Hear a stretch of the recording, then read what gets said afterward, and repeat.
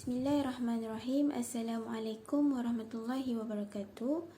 Saya Nur Izzati binti Nazri, I17302-352. Okey, sebelum saya memulakan pembentangan tajuk kajian saya ini, saya ingin mengucapkan ribuan terima kasih kepada penyelia latihan akademik saya, iaitu Puan Nur Hijah binti Siameh atas segala tunjuk ajar semasa saya melaksanakan tajuk kajian saya ini.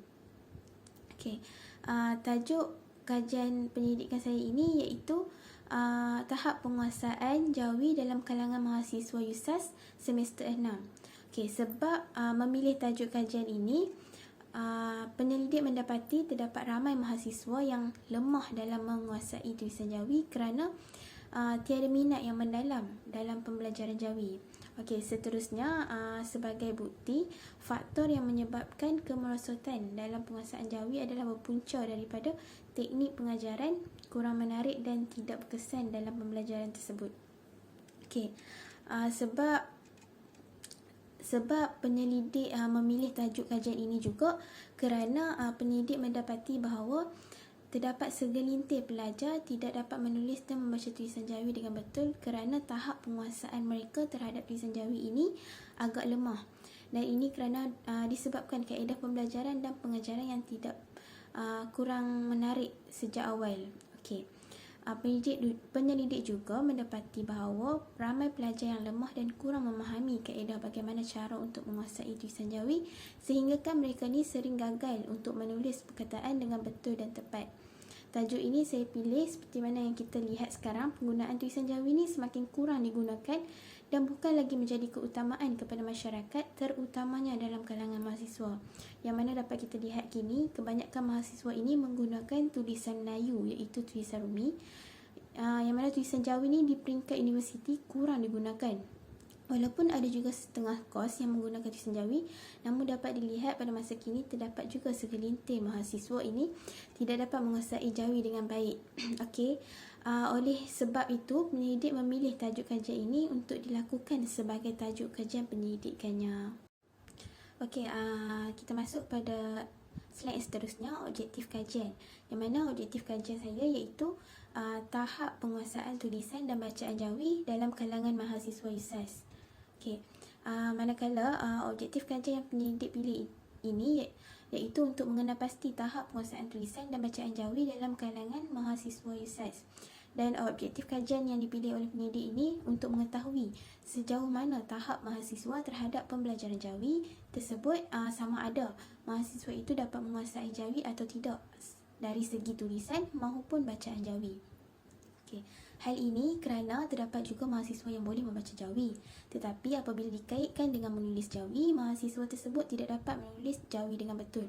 Oleh sebab itu, penyelidik memilih objektif kajian ini.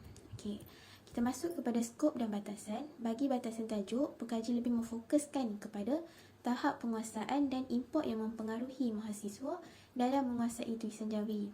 Seterusnya, penyelidik ingin mengetahui tahap penguasaan tulisan jawi dalam kalangan mahasiswa di peringkat IPT. Okey, kita masuk pada slide yang ketiga iaitu batasan responden. Kajian ini lebih memfokuskan responden yang dipilih dari kalangan pelajar ijazah sarjana muda pengajian Islam semester 6 iaitu seramai 70 orang yang berumur dalam lingkungan dari 20 tahun sehingga 28 tahun. Bagi batasan lokasi, di dalam skop lokasi kajian ini, penyelidik memilih negeri Perak sebagai lokasi kajian iaitu di Universiti Sultan Azlan Shah. Di samping itu, pemilihan lokasi ini adalah untuk memperoleh data dengan mudah dan tepat. Malah di lokasi ini juga terdapat kebanyakan pelajar dari program ijazah sarjana muda pengajian Islam berbanding dengan universiti-universiti lain yang mana terdapat silibus pembelajaran yang berkaitan dengan jawi ini. Okey, penyelidik memilih lokasi tersebut sebagai lokasi kajian penyelidikannya kerana kajian ini mengambil masa yang agak sukar akibat kekangan masa untuk disiapkan, ditambah pula dengan tempoh perintah kawalan pergerakan yang mana mempunyai fasa-fasa yang perlu dipatuhi pergerakannya dan asbab daripada penularan wabak penyakit yang menular serius ini, dan ditambah juga dengan kekurangan bahan rujukan dalam menyiapkan kajian yang sempurna. Disebabkan bahan yang dikaji ni sukar untuk didapati di perpustakaan. Kita masuk kepada slide yang keempat, reka bentuk kajian. Reka bentuk kajian adalah penting bagi sesuatu kajian sebagai panduan bagi memastikan objektif kajian ini tercapai, seterusnya dapat menjawab persoalan kajian. Kaedah yang digunakan oleh pengkaji ialah kaedah kuantitatif, yang mana ia mengandungi responden sebanyak 70 orang pelajar dalam kalangan mahasiswa USAS. Kaedah ini dilaksanakan untuk meninjau tahap penguasaan mahasiswa terhadap tulisan jawi di peringkat APT. Reka bentuk kajian ini adalah untuk memastikan objektif kajian tercapai, seterusnya menjawab persoalan kajian. Kajian ini dijalankan adalah bertujuan untuk mengenal pasti tahap penguasaan dalam tulisan jawi, sama ada mahasiswa tersebut dapat menguasai atau tidak tulisan jawi itu. Kajian ini juga merupakan satu kajian deskriptif dengan menggunakan reka bentuk soal selidik. Bagi populasi dan sampel kajian, populasi kajian yang terlibat dalam kajian ini pula, yang mana ia terdiri daripada mahasiswa Universiti Sultan Azlan Shah, iaitu terdiri daripada mahasiswa lelaki dan perempuan di bawah program Ijazah Sarjana Muda Pengajian Islam semester 6. Mahasiswa yang terlibat dalam populasi ini adalah terdiri daripada pelajar Ijazah Sarjana Muda semester 6. Dan sampel bagi kajian ini terdiri daripada responden-responden, yang mana mereka ni terdiri daripada mahasiswa USAS yang telah mengisi borang soal sidik yang telah diedarkan melalui Google Form. Penyelidik juga telah memilih seramai 70 orang responden secara rawak yang terdiri daripada lelaki dan perempuan, yang meliputi semua golongan umur, latar belakang dan semester. Instrumen kajian. Kaedah yang digunakan oleh pengkaji dalam kajian ini ialah dengan menggunakan kaedah soal sidik, yang mana seramai 70 orang responden telah dipilih yang terdiri daripada pelajar lelaki dan perempuan dari pelajar Ijazah Sarjana Muda Pengajian Islam semester 6.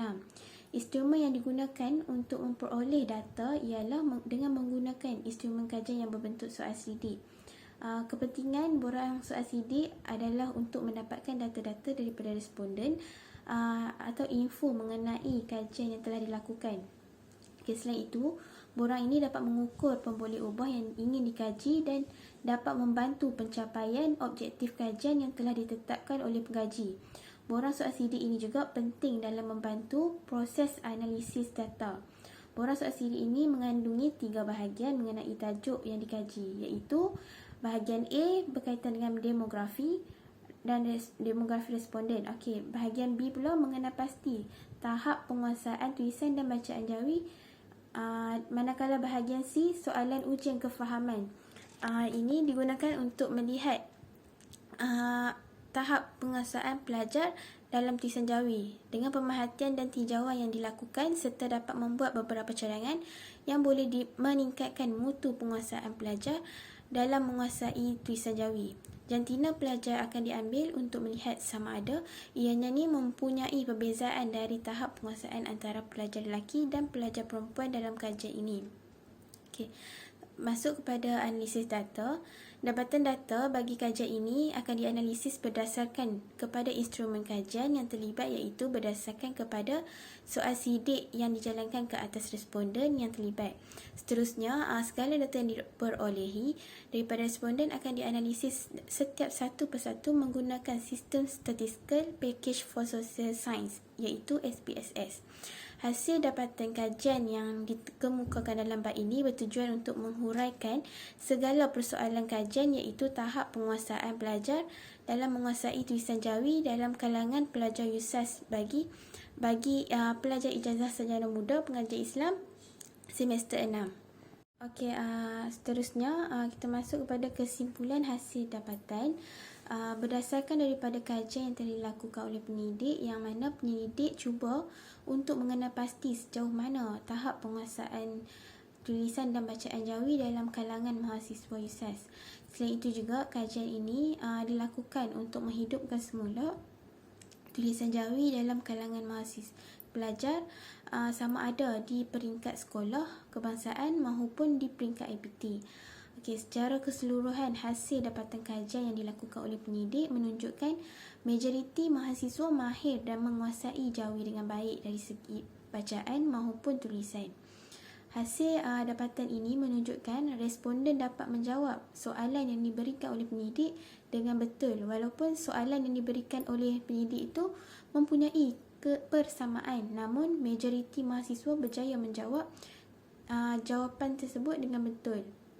Hal ini menunjukkan responden yang dapat menguasai jawi dengan baik dari segi tulisan maupun bacaan.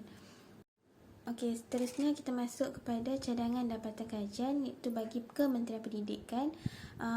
Kementerian Pendidikan perlu membina lebih banyak bilik unit yang akan digunakan sebagai bilik darjah untuk pemulihan jawi dan aktiviti kurikulum lain. Okey, menurut Menteri Pendidikan Malaysia terdahulu, iaitu Datuk Seri Syamuddin Tun Hussein, modul JKAF ni akan banyak membantu pelajar khususnya umat Islam untuk lebih memahami dan menguasai Al-Quran. Yang mana Kementerian Pendidikan perlu merancang untuk mempertingkatkan dan memperkasakan pelaksanaan program tersebut. Salah satu kaedah yang boleh dilakukan dalam era COVID-19 ini iaitu dengan mengadakan kursus pendek membaca jawi dan menulis khot jawi secara dalam talian atau melalui media sosial bagi mengembalikan lagi kecintaan kepada budaya. Okey. Kecemerlangan tulisan jawi ini semakin pudar dan wajar dipopularkan semula agar terus subur dan disanjung oleh generasi yang akan datang. Pihak kerajaan hendaklah meletakkan nilai tulisan jawi ini di tempat yang sepatutnya dan mengembalikannya semula. Okey, seterusnya kita masuk kepada rumusan. Tuntasnya penyelidik berharap kaedah pengajaran jawi ini dapat dipelbagaikan agar pelajar lebih mudah untuk memahami dan mempelajari mata pelajaran jawi ini. Dan ini menunjukkan untuk kembali kepada pengajaran jawi, asas ni amat sukar kepada mereka yang belum mahir dan pada peringkat yang lebih tinggi seharusnya mahasiswa ni di peringkat IPT sudah boleh menguasai jawi dengan baik sejak dari peringkat sekolah rendah lagi. Dan ditambah pula tulisan jawi ini merupakan salah satu peninggalan sejarah yang perlu kita martabatkan agar ia tidak pupus di telan zaman. Di samping itu juga penyidik berharap dengan adanya kajian ini ia dapat diadaptasi oleh penyidik-penyidik yang akan datang dalam membuat penambahan terhadap kekurangan kajian ini dengan lebih baik dan relevan. Iaitu pelbagai manfaat yang dapat diambil dengan mempelajari dan mendalami tulisan jawi ini. Akhir sekali, penyelidik berharap tulisan jawi ini dapat dimartabatkan agar ia mampu berkembang seiring dengan tulisan-tulisan lain. Sekian, itu saja pembentangan daripada saya. Terima kasih.